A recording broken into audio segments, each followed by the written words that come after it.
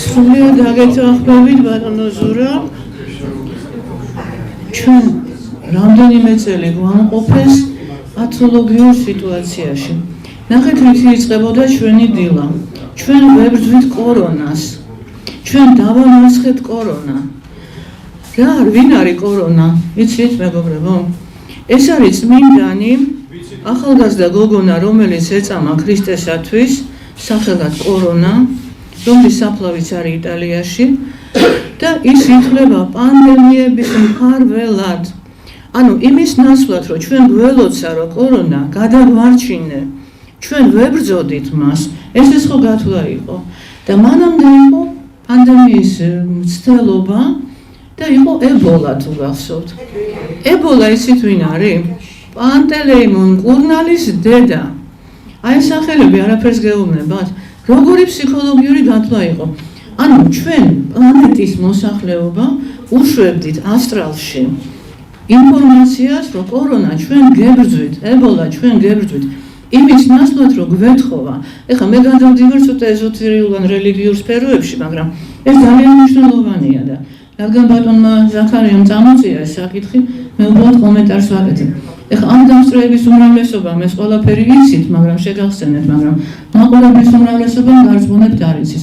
თუმცა მე რამდენჯერმე ტელევიზიასაც ვთქვი ეს და მოუწოდე ადამიანებს, რომ ეს არ ეკეთებინა და არ შეშინებოდათ, რომ ელოცათ პირიქით კორონაზე. მაგრამ ცოტა რთული გასაგებია, როცა შენ ესენებრეთი ტელევიზიების წამყვანები გეუბნებიან, რომ კორონა მტერია და ვიღაც ხალი გამოდის და გეუბნება, რომ კორონას უთხოვე, რომ დაგიცვას. რა თქმა უნდა გაუგებარია. ეხლა რა შეეხება იმას, რომ უნდა ამოიღონ მობილურები, კიდევ ერთი ნაბიჯი, რომელიც გააკეთა კენედიმ. და უკვე რამოდენიმე შტატში ეს აიტაცეს გუბერნატორებმა და აკანონებენ. ეს არის ის, რომ ბავშვებს უბრძალავენ ტელეფონების შეტანა სკოლაში. აი უკვე გამოდიჭდები ისეთ რაღაცებს აკეთებს, რომ მე რო დავსვა ახლა მის ადგილას მაგდეს ვერ მოვიფიქრებდი ალბათ და ასეთ მრავალფრიობას ვერ გავაკეთებდი. 2018 წელს ნაზარბაევმა აკრძალა პარლამენტის დადგენილებით სკოლაში ნუ ჩვენთან პირიქით არის, მე მგონი საბავშვო ბაღებშიც აძლევენ. ეხლა მე მინდა დავასრულო გამოსვლები და ბოლო ჩემი მოხსენება პრინციპში არ ყოფილა და ძალიან მოკლედ მინდა გითხრათ პაპილომა ვირუსზე. ნუ შეიძლება თქვათ, რომ ეს ვერ დაიგივეს ვიმეორებ და უშიჩინებ, მაგრამ სხვა გამოსავალი არ არის, მაინც ვერ გავაგებინებ, მაინც ბევრი მშობელი დღესაც აი ამ პროპაგანდის მეშვეობით, წყალობით, მაინც მიაცუნცულებს ბავშვებს. და მე მინდა აქ ისევ კენედის ავტორიტეტი მოვიშველო და გავაკეთეთ ორი პატარა ამონაჭერი, რომელსაც ახლა გაჩვენებთ, ერთი არის ქართულად, აი ლაზარემ დავიდო ტიტრები და წაიკითხავენ მაყურებლები, მეორე არის რუსულად. ნუ აქ დავსწრებს ყველას გესმით რუსული, შემდეგ უკვე ვერ მოვასწარით უბრალოდ ფიზიკურად და მთლიანად აი დიდ ნახევარსაათიან ვიდეოს დავადებ ტიტრებს ქართულს და გამოშვებთ ყოველ შემთხვევაში Facebook-ის მეშვეობით და ალბათ პეკატივი დაგვეხმარება კიდე ამაში, იმიტომ რომ შეიძლება ქართულმა ტივი მას გაუშვას, მაგრამ ჩვენი ერთგული ისევ და ისევ პეკატივია, ბატონი.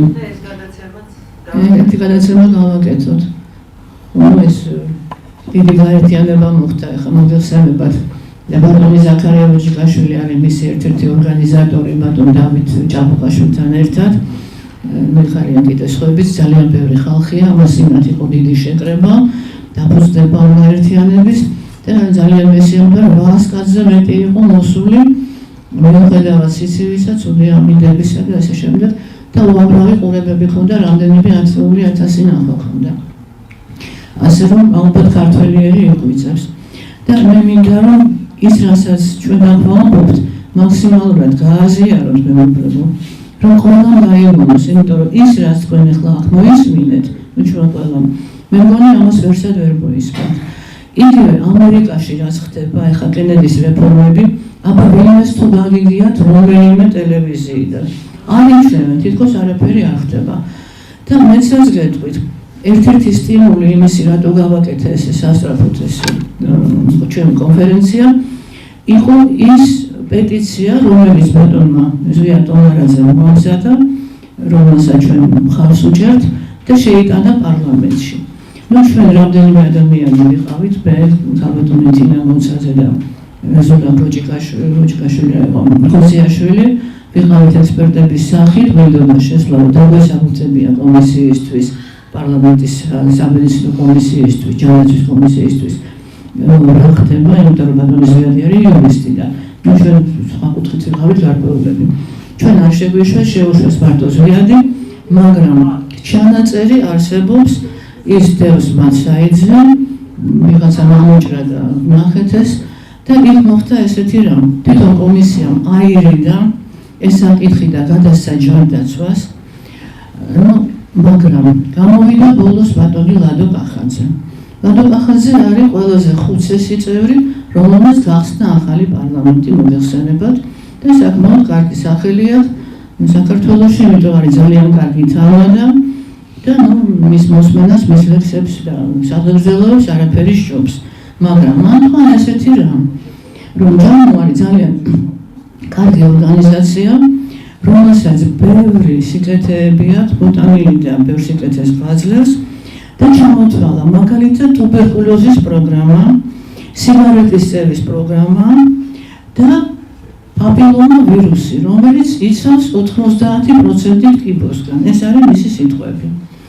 ეხლა საქმეშია, მე მინდა ერთი რამ ვკითხრათ, რომ რაც შეეხება ტუბერკულოზის პროგრამას, მე თავიდანვე როცა შემოვიდა ევროპა ამითი ჩვენთან, ვიყავ ძალიან წინააღმდეგ, იმიტომ რომ მაშინ ჯერ კიდევ არსებობდა კარგი ფიზიატრები, ჩვენ მქონდა ძალიან კარგი სკოლა და საბჭოთა კავშირის მასშტაბით სხვათა შორის ითვლებოდა ქართული სკოლა ერთ-ერთ საუკეთესოდ და არა მარტო ტუბერკულოზის ბევრი სკოლა ჰქონდა ძალიან კარგი და მაშინ ჯერ კიდევ ცოცხლები იყვნენ ეს ადამიანები, რომლებიც იყვნენ მოწაფეები იმ ხალხის კორიფეების და ისინი მათ ძალიან კარგად იცოდნენ ტუბერკულოზის მართვა, იმიტომ რომ ტუბერკულოზი საკმაოდ გავრცელებული იყო აქ.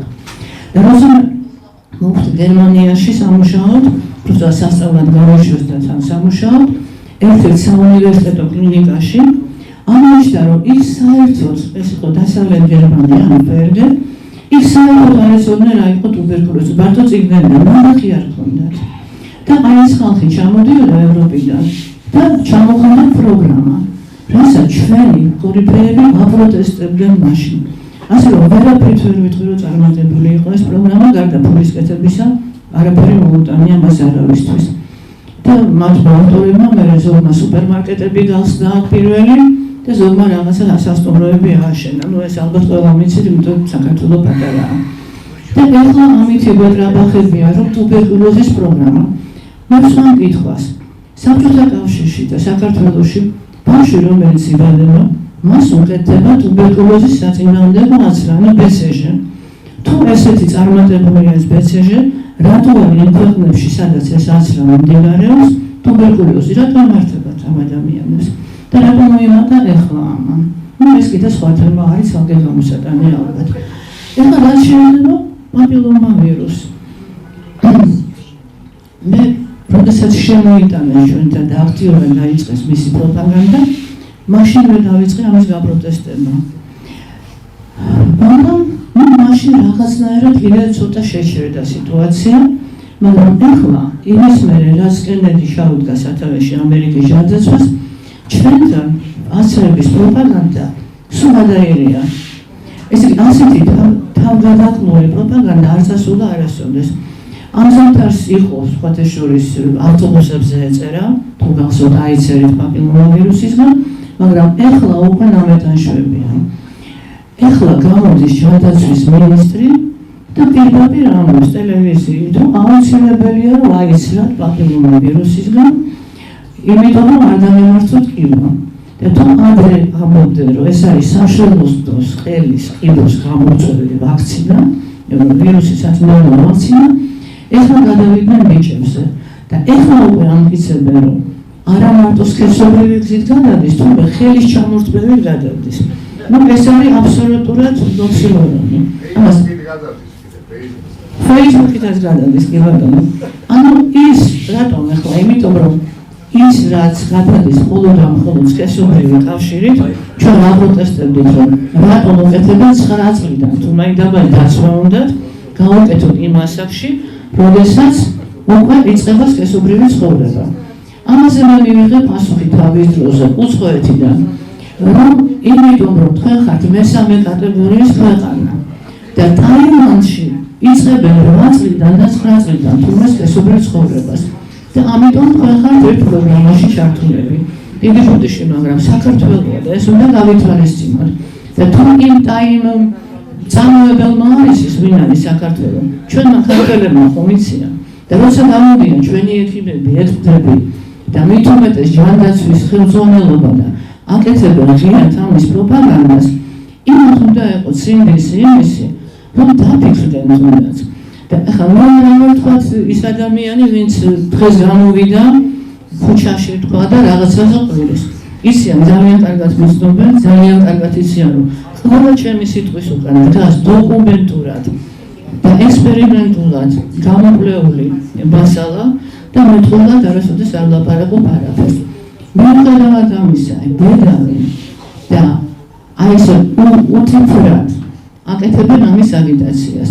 და მე ძალიან გამიკვირდა ლადო კახაძისგან, მაგრამ რა შენ არ გამიკვირდა ხო?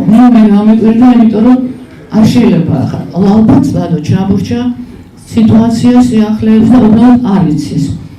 და ძალიან გამიკვირდა ჯანდაცვის მინისტრისგან, როცა ისიც გამოდის და ტელევიზიით ამბობს ესეთ რამეს. თუნდაც უნდა დაფიქრდნენ, დაავალონ ვიღაცა არ აყო ჭკვიანი და შემატყივარი თავიანთში. დავიჯერო ასეთი ოფიცების დოღი არის პარლამენტშიც და ჯანდაცვის სამინისტროშიც. ვიღაცა ერთი მაინც არ გამოდგა, ვინ წაიკითხავს თუნდაც. ამიტომ მოხდა იმას გარდა იმისა, რომ ეს ბიჭებს საერთოდ არ ემართებათ და არის გარკვევი ნათქვამი სამშვილოს თუ სყელის კითხვა. კარგი, თქვა და იცავს, რა უშუალოში არიან ბიჭები, რატო უკეთებენ 10 და 11 წლიდან. კიდევ ერთი პასუხი იყო ესეთი, რატო უკეთებენ, ესე იგი 9 წლიდან გოგოებს, იქიდან პასუხს ვამბობ უცხოეთიდან, იყო ესეთი, რომ იმიტომ რომ სანამ ჩამოუყალიბდება მენსტრუალური ციკლი. აბა გეკითხებით, რომელიმე ვაქცინაზე გაგიგიათ, რომ დაკავშირებული იყოს მენსტრუალურ ციკლთან, არა. და რა ხდება, რა მიყვება უკვე წლების მერე. თავიდან იყო უამრავი გართულებები, ამას ახლა ეკრანზე გაჩვენებთ კენედის მიერ მოწოდებული ინფორმაციაში და წლების მერე დადგინდა, რომ ის მოქმედებს ფერტილობაზე. ანუ იწვევს საკვარცხლების და ფოლიკულების უკაცრავად ნაადრევ გაწოლას. ანუ თუ გოგოს არ აქვს ჩამოყალიბებული ჯერ ციკლი, ის აღარ უყალიბდება, ან უყალიბდება უკვე არეულად და ფოლიკულები არ ვითარდებიან ნორმალურად. თუ უკვე ჩამოყალიბებულია, მას ეწყება აშლილობა, დაავადება ამ ციკლისა. და ქალებს, რომლებსაც უკეთებენ მოგეს დასრულ ქალებს, მათ ემართება ნაადრევი განლევა ამ ფოლიკულების, რომლებიც უკვე აღარ წარმოუდგება. კაცების ფერტილობაზე ინფორმაცია ნაკლებია, იმიტომ რომ კაცებს არც რიდან აქამდე ეხლა ხან დაიწყეს და ჯერ ესეთი შორეული შედეგები არ არის. მაგრამ უკვე არის მონაცემები იმის შესახებ საკმაოდ ბევრი, რომ მათ სპერმოპოეზზე მოქმედებს, ანუ სპერმის ხარისხზე მოქმედებს. ჩემი ავტორიტეტი ვისაც არ ყოფნის, მე ხარ სპეციალურად მოამზადე ამ კონფერენციისთვის ამონდარიდი კენედის გამოსვლებისგან და მე ვფიქრობ, რომ კენედის ავტორიტეტი უნდა იყოს მისაღები ბატონი სარჯულაძისთვის, ბატონი ახაძისთვის და სხვებისთვის და იქნებ მე თუ არა იმათ მაინც მიაქციონ ყურადღება და გაინფორმირდეთ, ეს არის შეფარული გენოციდი, რომელსაც აი ამ deep state-ი უწყობს ხელს და ისინი უნდა თუ არა ხდებიან მისი მსახურები. რა თქმა მე ქვეყანა საქართველოს გამწყინდება, კი ბატონო იბწყინოს ყველაფერმა, მაგრამ ქართველი თუ აღარ იხდა და უშვილოები დარჩენ ჩვენი შვილები და შვილიშვილები, მაშინ რაზეა ლაპარაკი და ამას ნერსი თუ უნებლიეთ ხელს უწყობენ. არ შეიძლება ესეთი საკითხების მიმართ ესეთი იგნორირებით ყურება.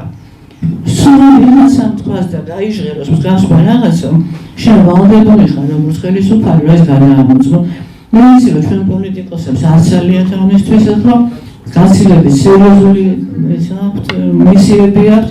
აქ არის გადარჩენაზე ლაპარაკი, ომიდან გადარჩენაზე, ბოძვის ხიდზე გადის ქვეყანა, მაგრამ მათ დობით აღჭურვილი პირები ყავთ, იგივე ჯანდაცვის მინისტრი და მისი მოადგილეები, იგივე ჯანდაცვის კომიტეტის კომისია. მე მომწოდებ მათ, რომ მეტი სერიოზულობით მოეკიდონ ამ საკითხს. შეხვდნენ, არიციან აუხსნით. დრო არ აქვს, მესმის რომ ძალიან შრომატევადია, იმიტომ ჩვენ ღეთაღამება გასწორებული ამ ყველაფერზე. და კიდევ ერთი მინდა, როდესაც მე ჯერ კიდევ 2 წლის წინ დიდი კონფერენცია ჩავატარე და ბევრი თქვენთაგანი იყო მაშინ იქაც ამ პაპილომას მიუსვენით და როდესაც ვქეთავდი მასალებს, რომელიც დადებით სიძლეოდა ინფორმაციას პაპილომას შესახებ, ფიქრობდი, რომ იქნებ რამე სიახლეა, იქნებ რაღაცა კიდევ მეშლება. მივაგენი მხოლოდ და მხოლოდ ერთ სტატიას, რომელსაც ერთა CDC-ის ამერიკის დაავადებათა კონტროლის ცენტრის სპეციალური კომისიის თავმჯდომარე.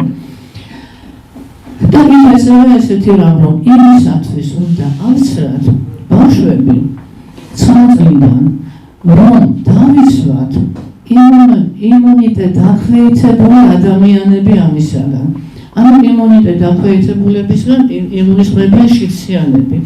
მაშინ მე დავსვიკითხვა, რა უნდა ჩემი 9 წლის ბავშვი შიდსიან დაავადებულ ადამიანთან, რატომ უნდა ქონდეს მას სექსუალური კავშირი ჩემ პატარა ბავშვთან, 9 წლის ჯანმრთელ ბავშვთან.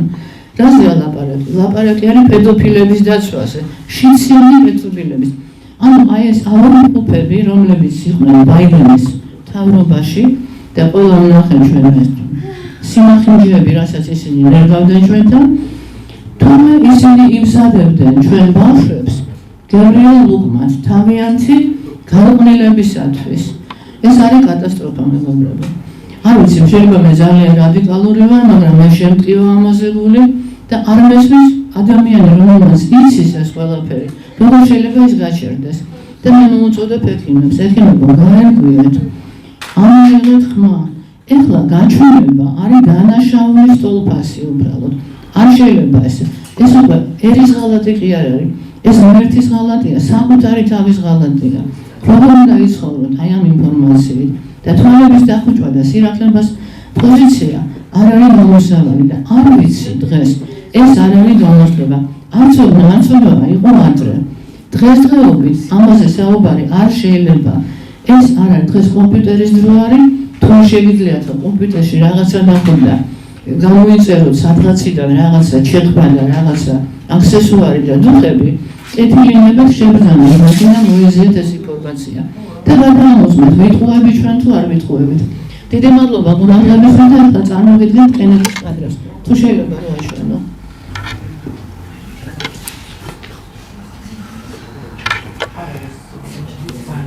Gardasil is probably the single worst ძალიან ძიმე ლაპარაკი დაავადება გიოგების. This vaccine targets millions of preteens and teens whom the risk of cancer is ეს არის ყველაზე მომდე ვაქცინა, რომელიც ოდესმე კაცობრიობას ჰქონია. ეს არის ყველაზე მომდე ვაქცინა, რაც კი ოდესმე კაცობრიობას ჰქონია. ის 37 ჯერ უფრო დიდ სიკვდილიანობას იწვევს, ვიდრე თვითონ იმის კიბო, საშვილოსნოს კიბო. და ეს ხალხი არის ფაქტიურად გასასამართლებელი. ну აი ესეთი მომკლეში ნაარსი არის ამ იმისი. ვაქცინით დაღუპვაში რას გულისხმობენ, მაგალითად როგორ? ვაქცინი რას გულისხმობენ და თვითონ მერკი, ვინც გამოსცა, ვინც უშვებს ამას, თვითონ მათ კვლევებში, რომელიც ესე მეუძლებელი იყო, მაგრამ მერეთანთან გაიხსნა ამ უერთესის მასალები, თვითონ კვლევების დროს არის აღიარებული, რომ 37%-ით 27 ჯერ მეტი არის სიკვდილიანობა გამოსასწრელ ჯგუფებზეა ლაპარაკი. სიკვდილიანობა რითი? საშვილოსნოს ყელის კიბოთი? არა. აი სიკვდილიანობა? ხო. ვაქცინის გაკეთება bis მომენტშია სიკვდილიანობა? არა, გარკვეული პერიოდის საშვილოსნოს ყელის კიბოთია გამორჩეული. არა. არა. გარდაცვლილი ეს 37%. ესე იგი, ის მართლა მაინტერესებს, იმიტომ არა, მესმის მაინტერესებს ისნიახლავე. აქ არის განსხვავებული რამ. მაშინ, როდესაც იყო, როცა ექსპერიმენტს ატარებდა თვითონ ფირმა, მაშინ ჯერ კიდევ არ იყო შორეული შედეგები, ხო? ესე იგი, ეს არის გარდაცვალება რამდენიმე წლის განმავლობაში მანძილზე დაპირვების შედეგად თვითონ ვაქცინის შედეგების გვერდითი მოვლენებისა. გვერდითი მოვლენებით. რაც შეეხება იმას, რომ წლების შემდეგ რა დადგინდა და ეს გამოქვეყნა პირველად ინგლისის ბრიტანულ ჟურნალებში, ანუ სამეცნიერო ჟურნალებზე ელაპარაკი, 54-ჯერ მეტი არის, 94%-ს დაემართა საშვილოსნოს ყელის კიბო, აცლილების. ეს კი 2006 წელს ხო დაიწყეს აცლები და წლების მანძილზე, უკვე როცა მოგწიფდნენ ეს ლოგონები, დადგინდა დიდი პროცენტი უშვილობისა და ასევე 54% თვითონ კიბოთი დაავადების.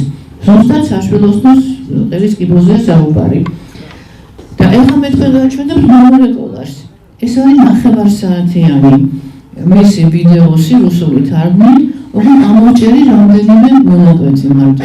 იმიტომ რომ 9 საათს უბრალოდ ვერ დავსვამეთ და ვისაც გექნება სურვილი, შემიძლია გადმოვიზამოთ, ნახოთ და შემდეგ აი ვთარგმნით და გავუშვებთ ალბათ ამას ჩვენ. ესეც დაიდება, მე ვიდეოს ესენი ორივე. კი, ესეც ვიდეოს და ესე ჩემთან Facebook-ში დას. თუმცა ფაქტ შეგერება დააწერეს სრულ ინფორმაცია. ასე რომ არა, ინგლისურად ლაპარაკობს, რაც რუსულ ინფორმაცია პირველად ხო არ ლაპარაკობს ამაზე. არა, პირველად არ ლაპარაკობს, მაგრამ ამას ხო ქართული ტიტრები ადრეს და ის რუსული თარგმანი მიდის ცოცხალი, ინგლისურიც ისმის. კი ბატონო. და აი აქ ახლა ჩვენ ნახავთ ეკრანზე ჩამონათვალს, რასაც კენედი აჩვენებს, არა მე. ჩამონათვალი არის წერია დაავადებები და ამბობს კიდევ სიტყვიერად, აი თარგმანშიც არის, მაგრამ თარგმნა არ ჭირდება ყველას გვესმის ეს ისა. По системе Гордасил зарекомендовал себя как самая опасная вакцина, когда-либо изобретенная. Чем ума? Суд по делам о вакцинах, который находится в ведении Министерства здравоохранения, вынес решение о многочисленных смертях и очень серьезных травмах, вызванных вакциной Гордасил.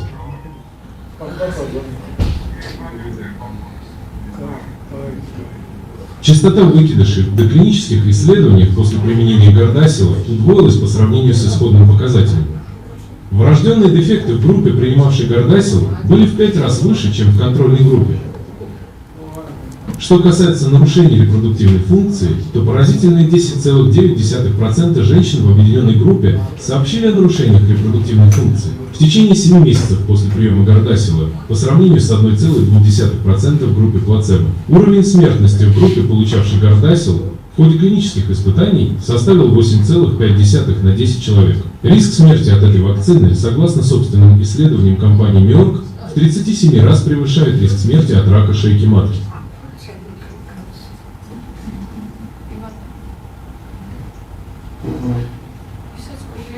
Даже в инструкции к Гордасилу, которую предоставляет компания, говорится, что травмы, которые могут быть вызваны этой вакциной, включают смерть, панкреатит, усталость, недомогание, нарушение иммунной системы, аутоиммунные заболевания, анафилаксию, заболевания опорно-двигательного аппарата и соединительной ткани, расстройство нервной системы, острый рассеянный энцефаломиелит, то есть травмы головного мозга, синдром Яна-Берри и другие нейродегенеративные заболевания, паралич, судороги, поперечный миелит и сосудистые нарушения.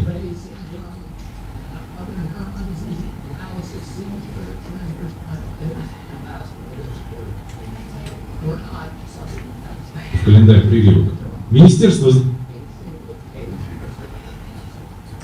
Япония рекомендовала вакцину Гордасил через 3 месяца после того, как она была добавлена в календарь прививок. Министерство здравоохранения Японии обнаружило, что количество побочных эффектов после одобрения Гордасила было в несколько раз выше, чем у других вакцин, рекомендованных в календаре. Среди них были судороги, сильные головные боли, частичный паралич, синдром хронической боли и неоспоримая причинно-следственная связь между постоянной болью и вакцинацией.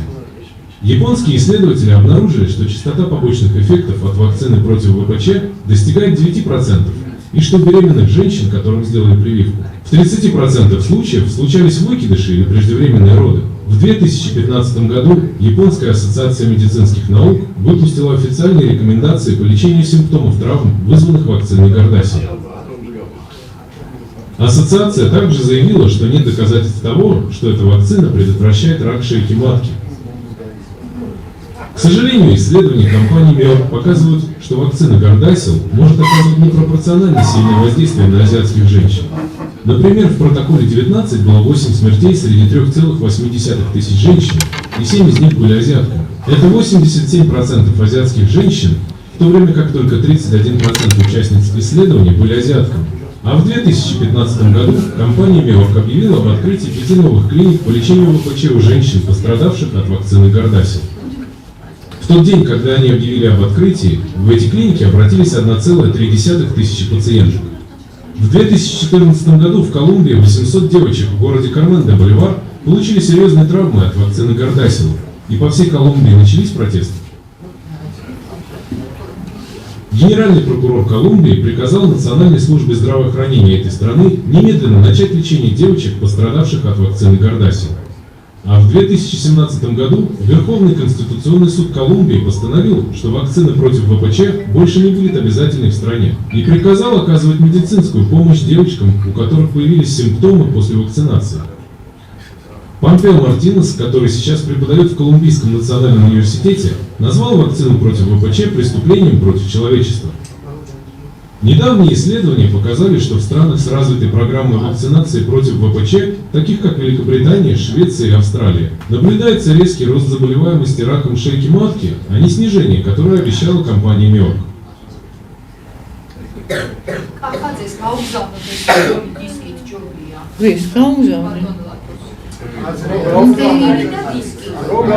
Среди этих заболеваний были серьезные болезни крови, лимфатической системы, анемия, эндокринные заболевания, аутоиммунные заболевания, желудочно-кишечные заболевания, болезнь Крона, язвенный колит, вагинальные инфекции, мышечно-скелетные травмы, артрит, новообразование, болезнь Ходжкина, неврологические заболевания, психические расстройства, депрессия, нарушение репродуктивной системы и молочных желез, нарушение менструального цикла и боли.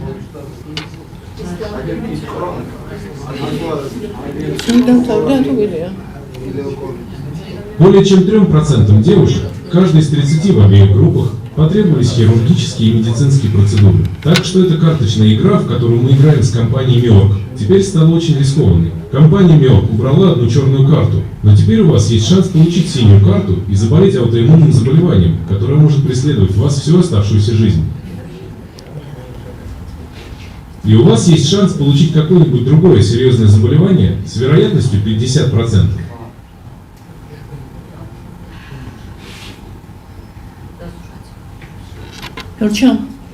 Теперь рассмотрим главное утверждение компании Merck, что вакцина Gardasil предотвращает рак шейки матки. Merck здесь лукавит. Давайте признаем это, потому что целевой группой для этой вакцины являются девочки 11 лет, а рак шейки матки в среднем не убивает до 58 лет. Так что Merck предлагает сделку. Он говорит 11-летней девочке: если ты сделаешь прививку через 47 лет, то не умрешь от рака шейки матки. Но, конечно, правда в том, что невозможно создать вакцину, которая предотвратит рак через 47 лет. საქმეშია ეს მე ხსნის უკვე იმას ეს უკვე აღარ ვამბობ რა ხდება 5 მილიარდ დოლარს დებს ყოველწლიურად ეს მერკის ფირმა ამის რეკლამირებაში. ანუ მთლიანად კორუმპირებული არის მთელი CDC, ანუ ამერიკის დაავადებათა კონტროლის ცენტრი, FDA, რომელიც აძლევს აი დასტურს ვაქცინების დაწამლების სააგენტო, რომელიც აძლევს ნებართვას. და ეხლა დახსნა ეს FDA-ის დირექტორის მოიხსნა, CDC-ის დირექტორის და ორივე არიან იმ გასასამართლებელ სიაში, რომელზეც პროკურატურაში აძლევენ აი ეს რამდენიმე შტატი განცხადებებს მათ დაჭერაზე და მათ ბრალდებებში ჩამონათვალი არის ბრალდებების, რაზე უჩივიან პროკურატურაში ეს ისინი შტატები. ერთ-ერთი არის სიკვდილი მოყულა, მკვლელობა, პირდაპირ წერია. არის ესე იგი მკვლელობა და არის მკვლელობა არაგამიზნული მკვლელობა, არა წინასწარ განსაზღვრული. და სხვათა შორის იქ არის კიდე ერთი პუნქტი ადამიანების მოტაცება. ეს როგორც ჩანს რაღაცა კავშირში არის ორგანოების გადანერგვასთან. ან შეიძლება ლაპარაკი არის იმაზე, რომ ახლობენ იმათ, ვინც ექსპერტები არიან და ვინც საუბრობენ ამ თემებზე.